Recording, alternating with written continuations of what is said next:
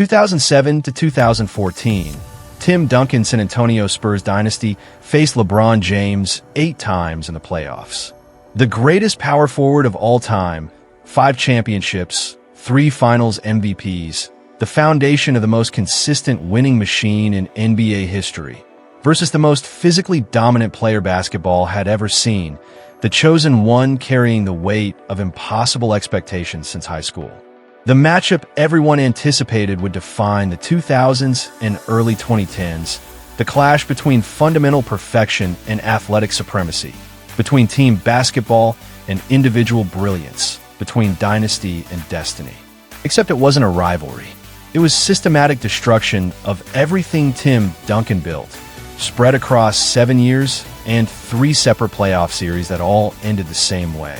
LeBron advancing, Duncan going home, the Spurs dynasty interrupted, delayed, and ultimately ended by the one player who refused to respect San Antonio's system, their experience, their championships, their aura of inevitability. 2007, young LeBron sweeps the Spurs championship hopes before they begin. 2013, prime LeBron outduels Duncan in the greatest finals ever played, wins on miracle shot and Game 7 dominance. 2014, LeBron's Heat faced Duncan's Spurs in rematch. And though the Spurs win convincingly in revenge, it's the last time Duncan ever reaches the finals while LeBron continues dominating for 6 more years, reaching 4 more finals, winning 1 more championship, proving that even when Duncan got his revenge, it was temporary, a brief interruption in LeBron's continued reign while Duncan's era ended permanently. The numbers tell the story. Duncan, 0-3 against LeBron in playoff series when both were in their primes. LeBron eliminated Duncan from championship contention 3 separate times across 7 years. And the legacy impact is undeniable. Tim Duncan, greatest power forward ever, ended his career watching LeBron continue dominating, continue reaching finals, continue building the resume that would surpass Duncan's 5 championships through sustained excellence Duncan couldn't match. This is the story of how LeBron James didn't just beat Tim Duncan. He outlasted him, outsustained him, and proved that individual greatness at its absolute peak trumps team perfection when the individual refuses to be stopped. And Tim Duncan, in retirement, has to live with the reality that the one player he couldn't figure out, couldn't scheme against, couldn't stop when it mattered most was LeBron James. Every single time, the rivalry begins 2007 NBA Finals, LeBron's first, Duncan's fourth. The Cavaliers, led by 22-year-old LeBron in just his 4th season, faced the defending champion Spurs, led by 31-year-old Duncan at the peak of his prime, surrounded by Hall of Fame talent in Tony Parker, Manu Ginobili, and perfect system basketball under Greg Popovich. The Spurs are overwhelming favorites, experienced championship team versus young star with 0 finals experience and terrible supporting cast. Series goes exactly as expected. Spurs sweep Cavaliers 4-0. Duncan dominates with 18 points, 12 rebounds. For blocks per game, the defense stifles LeBron into 22 points on poor efficiency. Cleveland has no answers for San Antonio's precision and experience. After the sweep, Duncan does interview where he's diplomatic, but the subtext is clear. LeBron's talented, but he's young. Championships require more than talent. Require system, defense, teammates, experience.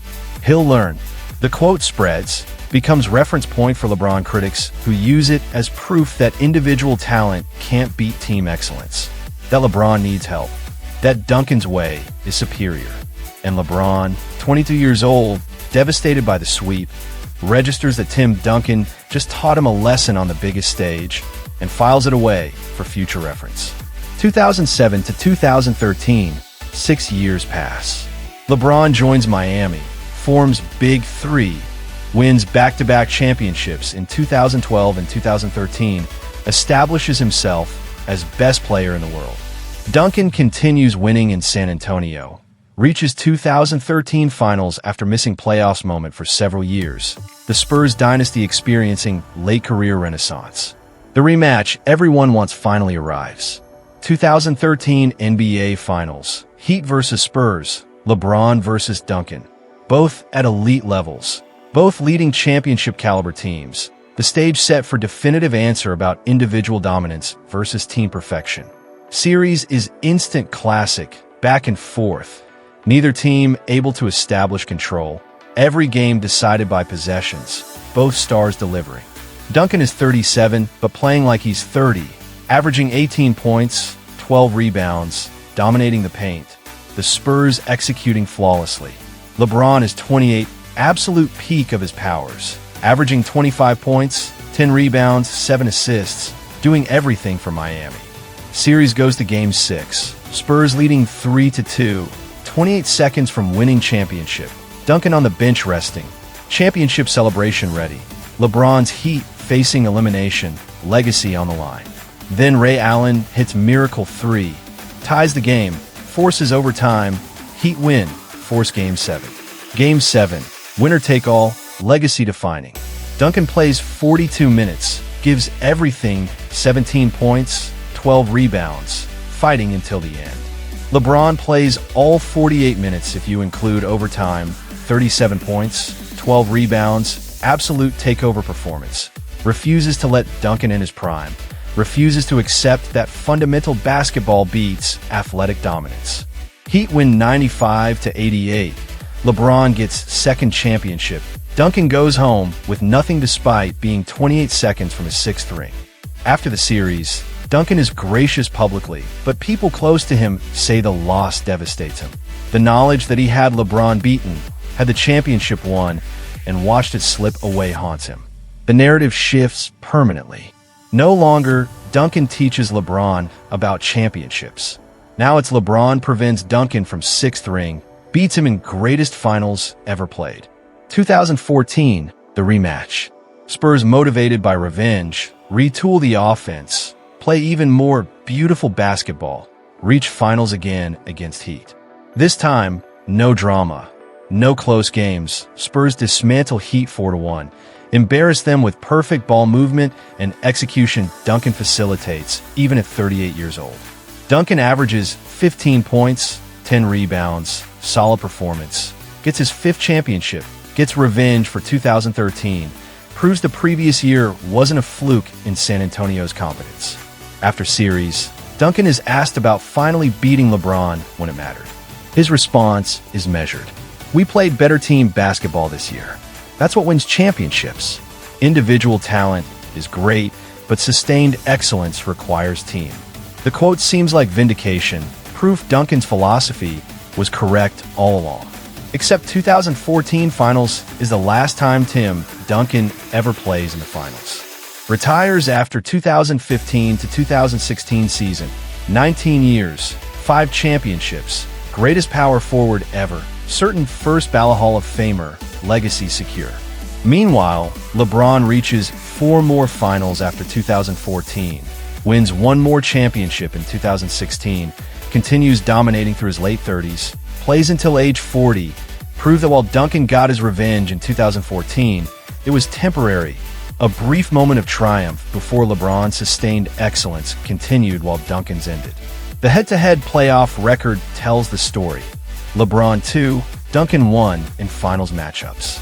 LeBron eliminated Duncan's Spurs from championship contention in 2013 when both were in their primes. Duncan got revenge in 2014, but retired 2 years later while LeBron kept going. And the narrative permanence is undeniable. When people discuss 2013 finals, they remember Ray Allen's shot and LeBron's Game 7 dominance, preventing Duncan's 6th ring. When people discuss 2014 finals, they remember Spurs got revenge, but not as the defining Duncan moment, just as footnote in LeBron's continued excellence. But the rivalry actually starts earlier than 2013. Before Miami, before the Big Three, there's another playoff series that sets up everything. 2007, after the finals sweep, Cavaliers and Spurs don't meet again in playoffs for 6 years. But those 6 years, LeBron is growing, building, preparing. In 2012 to 2013, when Miami Heat and Spurs finally clash in the finals, it's not just basketball rivalry. It's LeBron's entire career trajectory seeking validation against the man who swept him 6 years earlier. Actually, let me correct the timeline for accuracy. The 2007 Finals sweep is the only time Duncan Spurs face LeBron's Cavaliers in playoffs before LeBron joins Miami. Then 2013 and 2014 Finals are Heat versus Spurs. So the playoff series record is 2007 Spurs sweep Cavaliers 4-0, 2013 Heat beat Spurs 4-3, 2014 Spurs beat Heat 4-1. That's 1-2 for Duncan in playoff series against LeBron, with LeBron getting the crucial 2013 victory in both players' primes. The deeper story is what happens after. Duncan retires 2016, age 40, 19 seasons, 5 championships, the consistency and excellence unmatched. LeBron continues playing through 2024 and beyond, reaching finals in 2015, 2016, 2017, 2018, winning 2016, building resume that eventually surpasses Duncan in longevity, if not championships. The comparison becomes, Duncan had perfect career, 5 championships, never missed playoffs, model of consistency. LeBron had longer peak, more finals appearances, more individual dominance, sustained excellence into his 40s. And when they faced each other in their primes, 2013 Finals, LeBron won. When Duncan got revenge 2014, it was his last finals appearance while LeBron reached for more. The optics are clear. LeBron outlasted Duncan, continued dominating after Duncan retired, proved individual greatness at its peak can sustain longer than team excellence. Years later, 2019, Duncan retires from coaching, does interview reflecting on career, asked specifically about facing LeBron in finals. He's honest, respectful, acknowledging what everyone knows. 2013 hurts. We had that championship, 28 seconds away. LeBron made 2 incredible plays, forced Game 7, beat us. That's basketball. But yeah, it hurts knowing we were that close.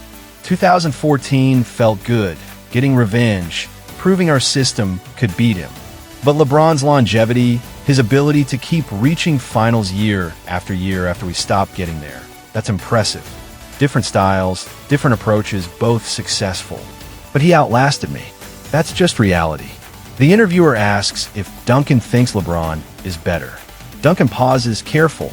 Better is subjective. More talented physically? Absolutely.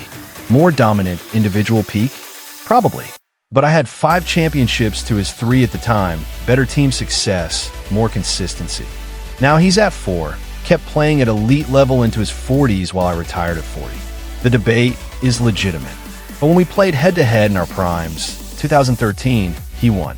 That's the reality I live with. I got revenge 2014, but he kept going and I didn't. So longevity favors him. 2007, 22-year-old LeBron James faced 31-year-old Tim Duncan in the NBA Finals and got swept 4-0. Taught a brutal lesson about championships requiring more than individual talent. Sent home with 0 answers for San Antonio's system and Duncan's. Fundamental dominance. 6 years later, 2013, 28-year-old LeBron at absolute peak faced 37-year-old Duncan in finals rematch and won in 7 games after being 28 seconds from elimination. Prevented Duncan's 6th championship. Proved athletic dominance at its peak, beats team perfection when it refuses to lose. 2014, Duncan got revenge. Spurs destroyed Heat 4-1. But it was Tim Duncan's last finals appearance. Last moment of triumph before retirement 2 years later, while LeBron reached 4 more finals and continued dominating into his 40s. LeBron didn't just beat Tim Duncan.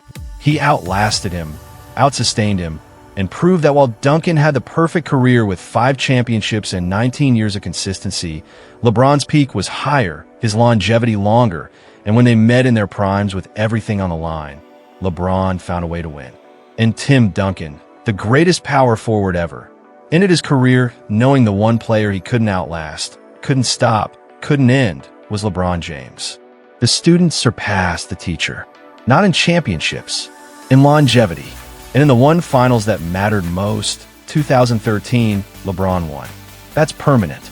If you want the real stories of dynasties interrupted by individual greatness, the legends who taught lessons then watched their students surpass them, the rivals where longevity determined legacy, subscribe to The Real Game. We break down the battles that defined eras. New stories every week. This is where perfection meets dominance and dominance outlasts.